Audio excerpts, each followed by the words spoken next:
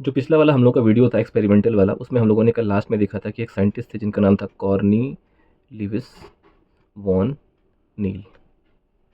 इन्होंने किया क्या था, फिर से एक बार हम लोग रिवाइज कर ले रहे हैं। इन्होंने एक्चुअल में पर्पल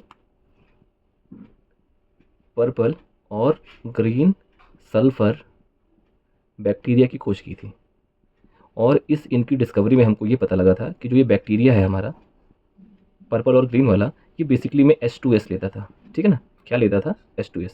ये H2O का उपयोग नहीं करता था। दूसरा, ये CO2 तो लेता था, CO2 तो लेता था, मगर ये जो है O2 को नहीं रिलीज़ करता था।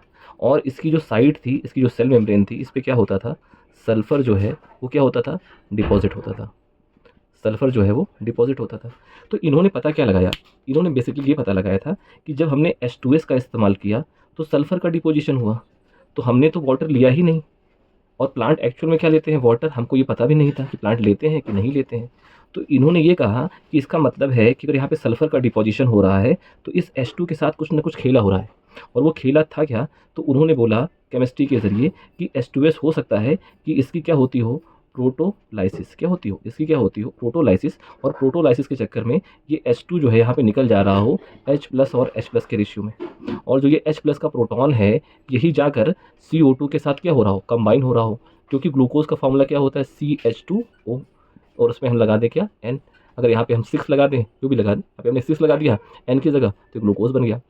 तो एक्चुअल में उन्होंने बताया कि जो H2S का H2 है वो किसके साथ फिक्स हो रहा है, CO2 के साथ। यानी कि H इसको कर रहा है, इसको रिड्यूस कर रहा है। क्या कर रहा है, इसको क्या कर रहा है, रिड्यूस कर रहा है CO2 को। और CO2 क्या कर रहा है, सॉलिडिफाई कर रहा है। क्या कर रहा है, सॉलिडिफाई।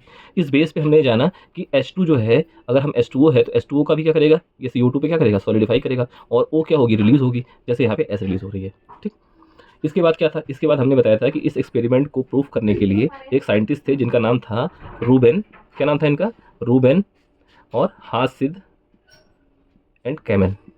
इन्होंने क्या किया, इन्होंने रेडियो एक्टिव, सॉरी मैंने पिछली बार थोड़ा सा गलत बोल दिया था, रेडियो एक्टिव नहीं, एक्चुअल में ये क्या है, सिर्फ और सिर्फ ऑक्सीजन के और कार्बन के आइसोटोप हैं। तो ऑक्सीजन का हमने कौन सा आइसोटोप इस्तेमाल किया था, 18।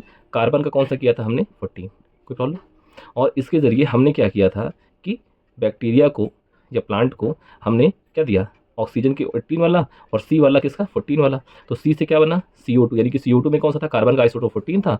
और H2O में जो O का आइसोटोप था वो कौन सा था, 18 वाला। अब जब हमने इसको दिया तो हमने देखा क्या कि जब हमने यहाँ पर दिया इसको CO2 और हमने इसको दिया क्या, H2O, और हमको यहाँ से मिला क्या, हमको यहाँ से 2 प्रोडक्ट मिले। एक मिला हमको O2 और एक मिला हमको ग्लूकोज, यानी कि C6H12O6 मिला। तो हमने क्या हुआ, जब हमने CO2 को दिया तो CO2 कौन सा था, कार्बन 14 था। तो हमको जो है ग्लूकोज के मॉलिक्यूल में जो कार्बन पाया गया वो पाया गया कार्बन 14। और जो ये ऑक्सीजन रिलीज हुई, जब इस ऑक्सीजन के मॉलिक्यूल को चेक किया गया तो यहाँ पे निकला 18। तो जिससे क्या हो गया, प्रूव हो गया कि carbon dioxide is responsible for glucose production और H2O is responsible for O2 production. और हमने एक चीज़ ये जाना कि H2O से अगर O अलग हो रही है तो इसका क्या हो रहा होगा, इसका हो रहा होगा प्रोटोलाइसिस। क्या हो रहा होगा, प्रोटोलाइसिस। लेकिन हम अभी भी नहीं प्रूव कर पाए थे कि ये प्रोटोलाइसिस हो क्यों रही है, किस वजह से प्रोटोलाइसिस हो रही है। प्रोटोलाइसिस के लिए क्या है, हमको एनर्जी की रिक्वायरमेंट है। तो जैसे जैसे फिजिक्स आगे बढ़ी तो हमने फिजिक्स में आपको क्या बताया था कि जो भी लाइट का क्या है, स्पेक्ट्रम है। लाइट का जो भी क्या है, स्पेक्ट्रम है। अभी आगे इसको हम डिस्कस करेंगे। जो लाइट का स्पेक्ट्रम कैसा है, VIB GYOR, विब्योर है कि नहीं। तो हमने ये देखा था कि अगर हम वायलेट लाइट की तरफ इंक्रीज करें तो इसके बगल में हमको क्या मिलती थी, UV मिलती थी। उसके बाद क्या मिलती थी, X मिलती थी। फिर क्या मिलती थी, गामा रे मिलती थी। यानी कि अगर हम इस तरफ इंक्रीज करेंगे तो इस तरफ क्या होगी, वेव लेंथ आपकी क्या होगी, डिक्रीज होती जाएगी। और उसके साथ इसकी एनर्जी क्या हो जाएगी, इंक्रीज। यानी कि अगर हमको प्रोटॉन की लाइसिस करनी हो तो हमको एनर्जी की ज़रूरत है। और अगर हम इस रेड जोन के इधर जाएंगे तो क्या होगा, हमारी एनर्जी इतनी कम हो जाएगी कि हम प्रोटॉन की लाइसिस नहीं कर पाएंगे। इसी स्पेक्ट्रम को किसने चेक किया था, इसी स्पेक्ट्रम को चेक किया था TW एंगलमैन ने। TW एंगलमैन ने स्पेक्ट्रम के जरिए सेंसर बैक्टीरिया लिया था जो एरोबिक था, क्लेडोफोरा एल्गी ली थी। और उसके जरिए हमको ये बताया था कि ब्लू और रेड जोन फोटोसिंथेसिस के लिए क्या है, रिस्पॉन्सिबल है। इसका मतलब है कि उस ब्लू जोन में और रेड जोन में, जो ब्लू जोन की लाइट है और रेड जोन की लाइट है, दैट इज रिस्पॉन्सिबल फॉर प्रोटोलाइसिस। समझे। तो अब हम लोग देखते हैं कि इसका एक और साइंटिस्ट हुए थे, उन्होंने एक्चुअल में एक्सपेरिमेंट करके इस प्रूफ को भी और पुख्ता कर दिया। और साइंटिस्ट मानने लगे कि हमारा ऑक्सीजन के लिए रिस्पॉन्सिबल सिर्फ और सिर्फ कौन है, H2O। उसके लिए एक साइंटिस्ट थे जिनका नाम था रॉबर्ट हिल। क्या नाम था उनका, उनका नाम था रॉबर्ट हिल। तो रॉबर्ट हिल ने किया क्या, रॉबर्ट हिल ने एक क्लोरोप्लास्ट को आइसोलेट किया। क्लोरोप्लास्ट है, ये क्या है? क्लोरोप्लास्ट। अब इसके बारे में पढ़ेंगे क्या होता है क्लोरोप्लास्ट।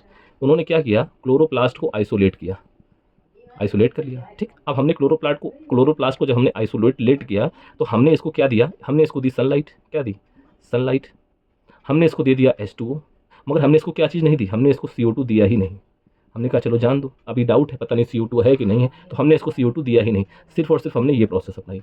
जब हमने ये प्रोसेस अपनाई तो हमने देखा कि क्लोरोप्लास्ट ने O2 रिलीज़ कर दिया, क्लोरोप्लास्ट ने O2 रिलीज़ कर दिया। इसका मतलब है कि CO2 तो बिल्कुल भी रिस्पॉन्सिबल नहीं है किसके लिए, O2 के प्रोडक्शन के लिए। यानी कि O2 के प्रोडक्शन के लिए, O2 के इवोल्यूशन के लिए, O2 के रिलीज़ के लिए सिर्फ और सिर्फ अगर कोई चीज़ रिस्पॉन्सिबल है तो वो क्या है, आपकी सनलाइट और आपका H2O। यानी कि इन सनलाइट में और H2O में कुछ ना कुछ ऐसा है जो क्या करता है, H2O की प्रोटोलाइसिस कराता है।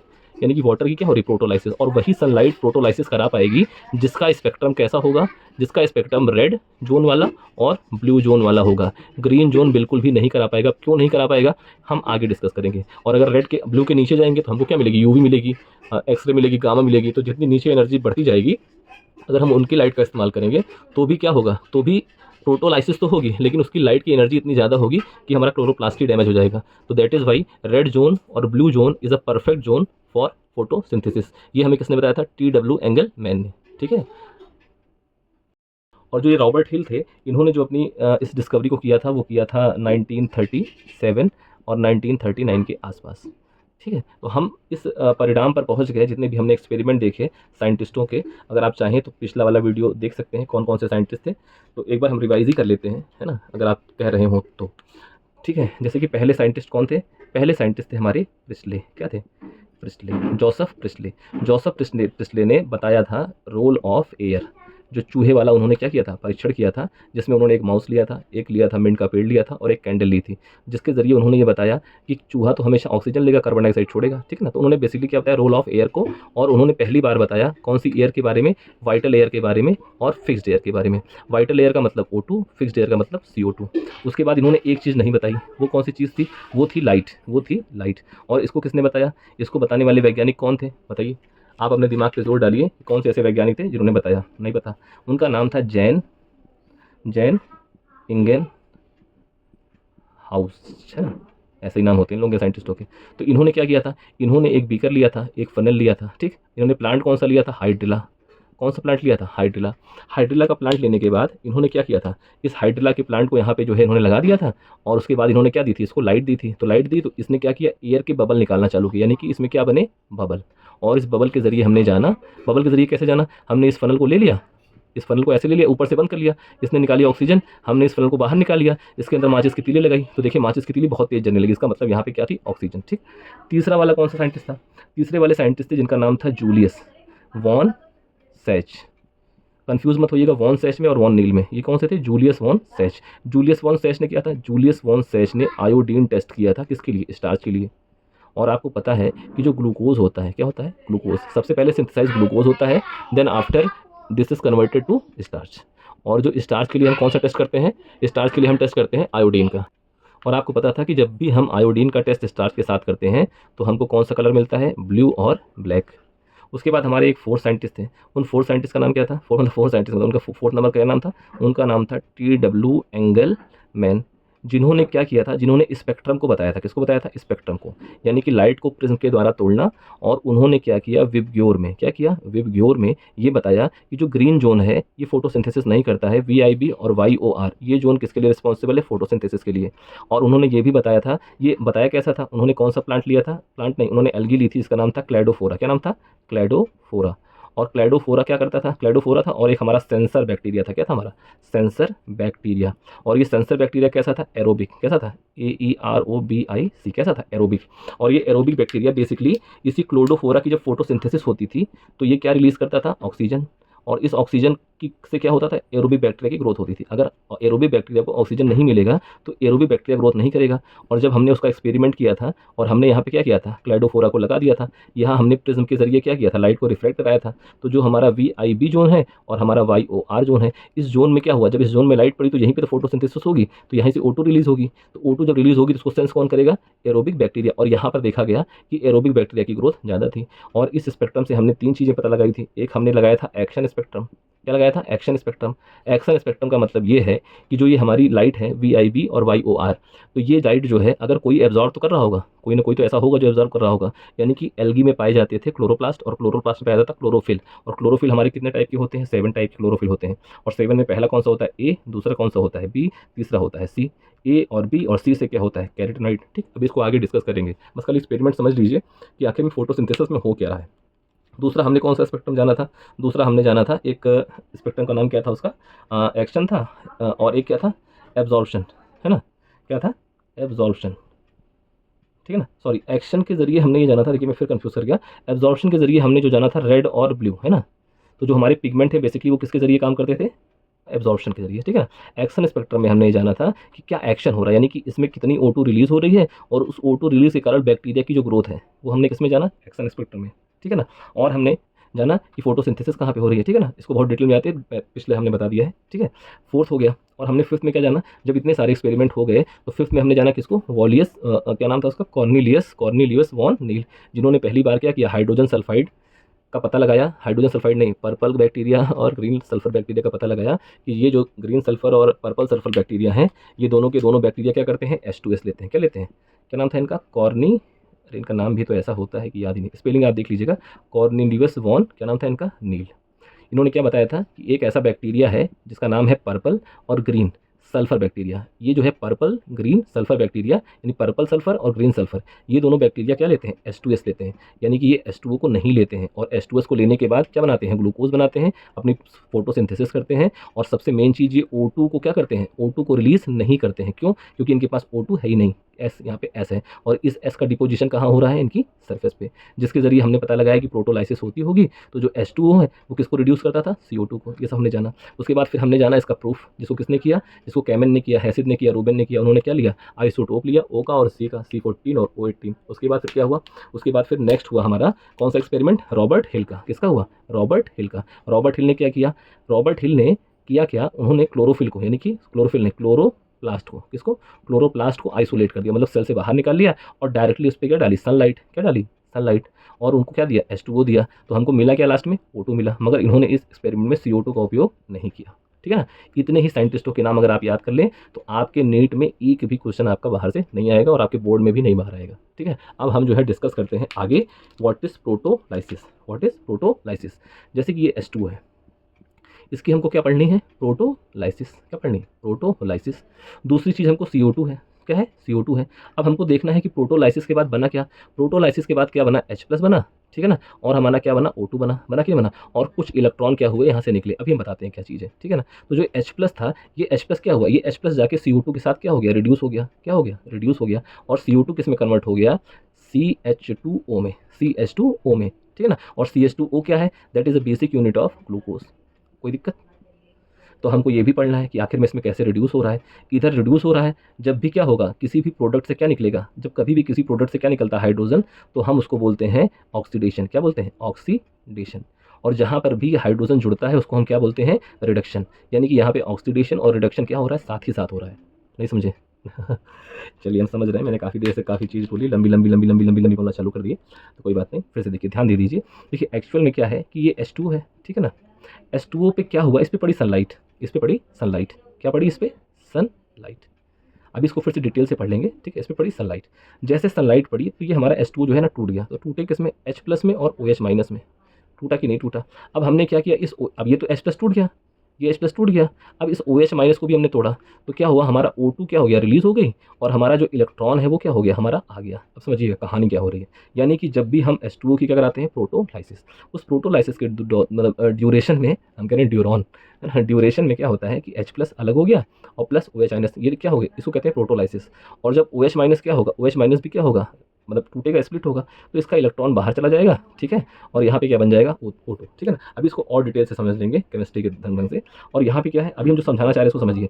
अब ये H+ क्या होगा? ये H+ इस CO2 के साथ जुड़ेगा। देखिए दो प्रोसेस हो रही है, एक प्रोसेस ये है, एक प्रोसेस ये है। देखिए इसी इसी की पूरी कहानी में ही ना फोटोसिंथेसिस है। एक प्रोसेस ये है, एक प्रोसेस ये है, और दूसरा प्रोसेस क्या है? इस H+ का CO2 पे फिक्स होना। तो क्या ये H+ डायरेक्ट CO2 पे फिक्स हो सकता है? अगर जब भी कभी H+ क्या होगा? CO2 पे फिक्स होगा तो that is a process of reduction. That is a process of reduction. और जब भी कभी O2 निकलेगा बाहर, सॉरी, जब भी कभी O2 बोल रहे हैं, जब भी कभी क्या होगा H प्लस, यहाँ से H2O से H प्लस बाहर निकला ना, तो this process is called oxidation.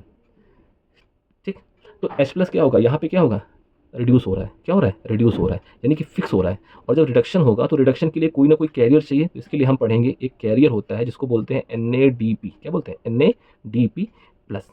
NADP plus ये क्या करेगा, ये एक्चुअल में एक गाड़ी है, एक क्या है, गाड़ी है जो H प्लस को कैरी करती है, जो क्या करती है, H प्लस को कैरी करती है।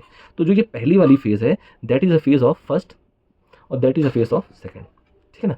अब हम फर्स्ट डाल देंगे तो आप कंफ्यूज हो जाओगे, क्योंकि यहाँ पे लाइट आ रही है, यहाँ पे क्या आ रही है, लाइट आ रही है, इसलिए इसको हम बोलते हैं लाइट रिएक्शन। क्या बोलते हैं, लाइट रिएक्शन। अब यहाँ पे कंफ्यूज मत होइएगा, ठीक, बस इतना जानिए कि यहाँ पे लाइट पड़ी, यानी कि ये प्रोसेस स्टार्ट हुई लाइट के द्वारा, ये प्रोसेस स्टार्ट हुई लाइट के द्वारा, तो that is a light reaction. और ये प्रोसेस क्या हुई, ये लाइट के द्वारा नहीं स्टार्ट हुई, तो that is a dark reaction. कोई प्रॉब्लम। तो हमारा कहने का मतलब है कि जो प्रोसेस लाइट के द्वारा चालू होगी उसको हम लाइट रिएक्शन बोलेंगे, और जो लाइट के द्वारा नहीं चालू हो रही, लाइट के प्रोडक्ट के द्वारा चालू हो रही, that is a dark reaction. तो डार्क रिएक्शन का मतलब ये नहीं है कि अंधेरे में हो रही है, लाइट का मतलब ये नहीं कि उजाले में हो रही है। हाँ, लाइट वाला मान सकते हैं उजाले में हो रही है, लेकिन डार्क वाला अंधेरे में नहीं है। दोनों प्रोसेस क्या होते हैं, कॉन्टिन्यूसली क्या होते हैं, साथ साथ चलते हैं। ठीक है, तो थोड़ा सा मैं आपको और एक्सप्लेन कर देता हूँ किसके बारे में, रिडक्शन के बारे में, ऑक्सीडेशन के बारे में। देखिए इसमें क्या हो रहा है, रिडक्शन भी हो रहा है, रिडक्शन भी हो रहा है, यानी कि जब H प्लस क्या होगा, CO2 भी ऐड होगा, दैट इज रिडक्शन। और जब यहाँ से क्या होगा, जब यहाँ से H2 निकल रहा है तो क्या हो रहा है, ऑक्सीडेशन। इसका मतलब है कि प्रोसेस क्या है, फोटोसिंथेसिस का। तो फोटोसिंथेसिस इज अ प्रोसेस, है ना, और इस प्रोसेस में इस्तेमाल क्या हो रहा है, रिडक्शन ऑक्सीडेशन साथ में, तो that is a redox reaction, that is a redox reaction. ठीक, अब इसको थोड़ा साफ साफ पढ़ लेते हैं। ठीक है, तो हमने पढ़ा क्या, हमने पढ़ा, थोड़ा साफ साफ पढ़ते हैं ना। आप लोग को लग रहा होगा मेरी राइटिंग बहुत ख़राब है, लेकिन मुझको पता नहीं, मेरी राइटिंग बहुत अच्छी है। फोटोसिंथेसिस, तो फोटोसिंथेसिस है क्या, photosynthesis is redox reaction. Photosynthesis क्या है, रिडॉक्स रिएक्शन। रिडॉक्स का मतलब है कि जहाँ पे क्या हो रहा है, रिडक्शन और प्लस ऑक्सीडेशन साथ में, तो उस रिएक्शन को बोलते हैं रिडक्शन ऑक्सीडेशन रिएक्शन को बोलते हैं रिडॉक्स रिएक्शन। अब हो क्या रहा है, थोड़ी देर आप जान लीजिए, रिडक्शन ऑक्सीडेशन में होता क्या है। सबसे पहले मैं आपको ऑक्सीडेशन बता दूं।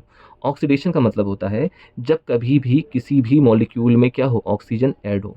दूसरा क्या है, दूसरा या तो ऑक्सीजन को ऐड कर दें, या तो हाइड्रोजन को क्या कर दें, रिमूव कर दें। कोई प्रॉब्लम।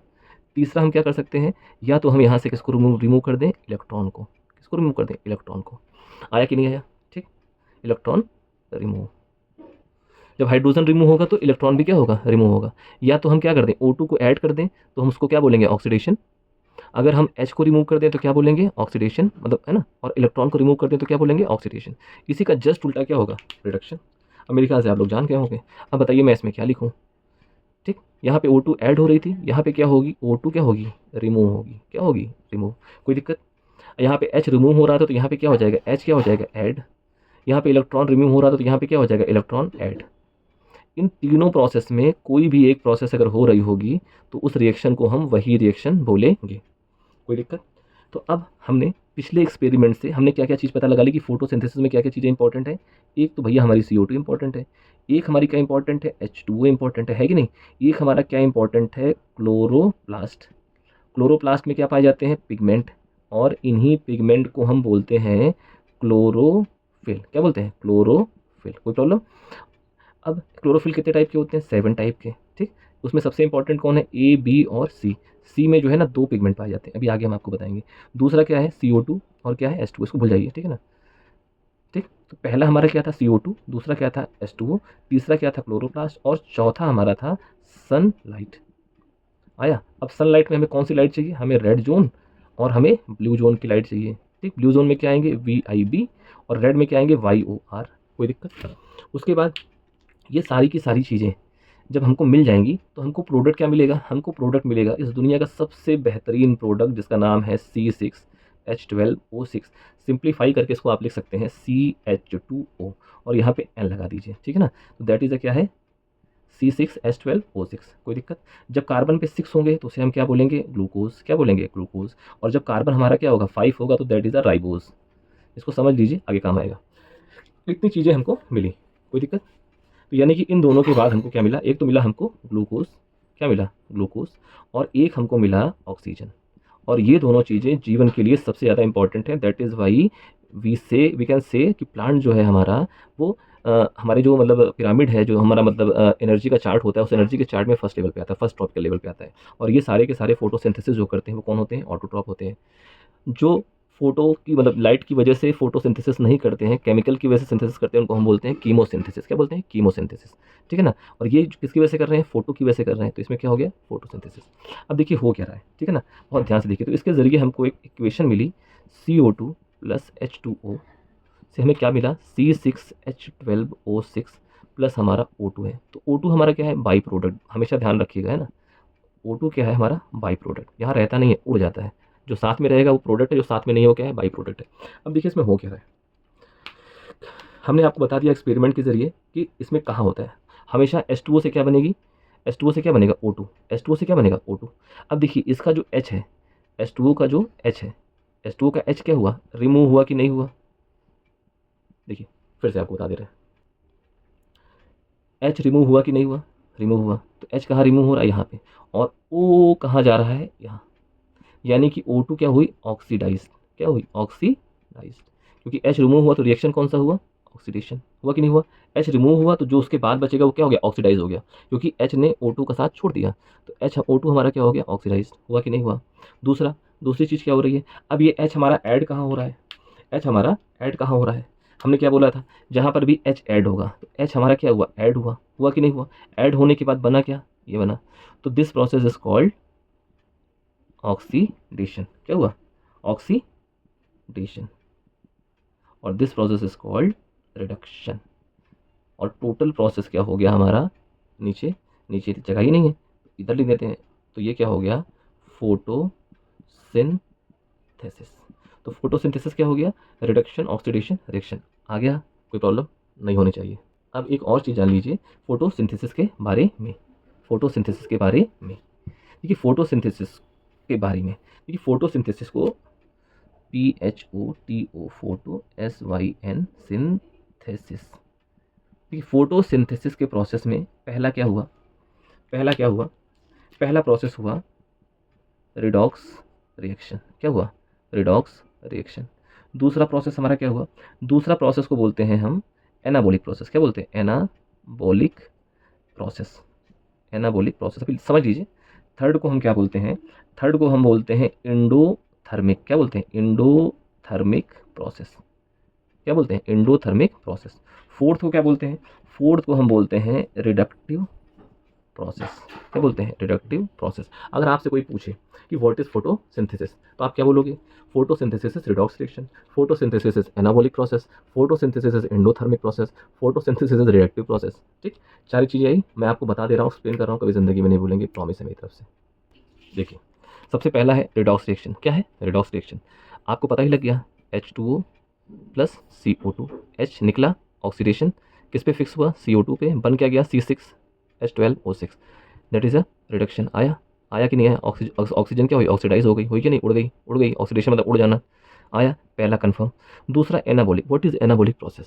एनाबॉलिक प्रोसेस का मतलब होता है जब कभी भी स्मॉल मॉलिक्यूल मिलकर किसी बिग मॉलिक्यूल की क्या करें? सिंथेसिस। क्या करें? Synthesis. That process is called anabolic process. तो फोटोसिंथेसिस में हो रहा है कि नहीं हो रहा है? स्मॉल मॉलिक्यूल यानी कि वाटर और कार्बन डाइऑक्साइड मिलकर एक बड़ा मॉलिक्यूल बना रहे हैं कि नहीं बना रहे हैं? C6H12O6। ठीक, that is anabolic process. What is the endothermic process? Endothermic process को हम एक और नाम से जानते हैं, उसको हम जानते हैं इंडरजेनिक रिएक्शन। किस नाम जानते हैं? इंडरजेनिक रिएक्शन। अब ये इंडरजेनिक रिएक्शन क्या होता है? इंडरजेनिक या इंडोथर्मिक का मतलब होता है, इंडो मतलब अंदर, थर्मिक मतलब ऊर्जा, जो ऊर्जा को अपने अंदर समाहित कर ले, और जो ऊर्जा निकालेगा वो कैसा होगा? एक्सोथर्मिक। जो ऊर्जा को अपने अंदर ले लेगा वो क्या होगा? Endothermic reaction. अब देखिए इस रिएक्शन में जो हमारी क्या है? सनलाइट है। क्या है? सनलाइट। तो सनलाइट किसका प्रतीक है? एनर्जी का। किसका प्रतीक है? एनर्जी का। और ये एनर्जी कहाँ से आती है? क्वांटम। क्या है? क्वांटम वेव है ना। बताया नहीं था कि रेड से वायलेट की तरफ जाएंगे तो एनर्जी बढ़ती जाएगी, वेवलेंथ क्या होती जाएगी? डिक्रीज होती जाएगी। तो सनलाइट में क्या है? एनर्जी। और ये एनर्जी को कर क्या रहा है? ये एनर्जी को कर क्या रहा है? ये एनर्जी को क्या कर रहा है? एब्जॉर्ब कर रहा है। क्या कर रहा है? एब्जॉर्ब कर रहा है। कैसे एब्जॉर्ब कर रहा है? ध्यान दीजिएगा, जो हमारा CO2 था वो किस में कन्वर्ट हो रहा है? C6H12O6 में। यहाँ पे कितना कार्बन था? एक। यहाँ पे कितने कार्बन हो गए? 6। तो कार्बन कितने हुए, सी सी सी सी सी, 1 2 3 4 5 और 6, यानी कि एक कार्बन, देखिए यहाँ पे क्या था, एक कार्बन था, अब यहाँ कितने कार्बन हो गए, 6। इसको स्टेबलाइज करने के लिए हाइड्रोजन और ऑक्सीजन है, तभी ये इसमें क्या है, स्टेबिलिटी है, तभी क्या है, स्टेबिलिटी है। जैसे जैसे इसमें से हम H को और O को निकालते जाएंगे, ठीक है ना, जैसे जैसे हम, जैसे हमको H को निकालना है तो हम कैसे निकालेंगे, वाटर निकाल देंगे तो क्या होगा, ये टूट जाएगा। C और O को, ये सारी की सारी प्रोसेस कहाँ होगी, माइटोकॉन्ड्रिया में होगी। इसको आप ध्यान देते जाइएगा। अगर आपने फोटोसिंथेसिस को पढ़ लिया तो जब फोटोसिंथेसिस को बैक से पढ़ना स्टार्ट करोगे तो आपकी माइटोकॉन्ड्रिया चालू हो जाएगी। तो इस प्रोसेस में हुआ क्या, CO2 किस में कन्वर्ट हुआ, C6H12O6 में। अब इसमें हो क्या रहा है, देखिए CO2 यानी कि इसमें कितना कार्बन है, C एक कार्बन, इसमें कितने कार्बन है, 6 कार्बन, और इन 6 कार्बन के बीच में ये क्या लगे हैं, बॉन्ड, ये क्या है, बॉन्ड। और दिस बॉन्ड इज बॉन्ड आखिर में है क्या, बॉन्ड का मतलब है एनर्जी, बॉन्ड का मतलब क्या है, एनर्जी, ये क्या है, एनर्जी, बॉन्ड का मतलब क्या है, एनर्जी। और ये किसकी एनर्जी है महाराज, ये सन की एनर्जी है, ये क्या है, सन की एनर्जी है। तो फोटोसिंथेसिस जो प्रोसेस है, उस प्रोसेस को हम एंडोथर्मिक प्रोसेस इसलिए कहते हैं कि फोटोसिंथेसिस में फोटोन की एनर्जी यानी कि सन की एनर्जी को हम ट्रैप करते हैं, किस में ट्रैप करते हैं, कार्बन कार्बन के बॉन्ड पे। ये जो कार्बन कार्बन के बॉन्ड है, ये बॉन्ड असल में कुछ नहीं है, ये उसी सन की एनर्जी है। उस सन की एनर्जी को हमने किस में फिक्स कर लिया, बॉन्ड में। यानी कि एक्चुअली ग्लूकोज है क्या, ग्लूकोज कुछ नहीं है, ग्लूकोज एक जाल है। उस जाल के अंदर क्या फंसा हुआ है, ताकत, कौन सी ताकत, सूर्य की। और उसी सूर्य की ताकत को हम जब लेते हैं तो माइटोकॉन्ड्रिया क्या करता है, उस सूर्य की ताकत को क्या करता है, तोड़ देता है।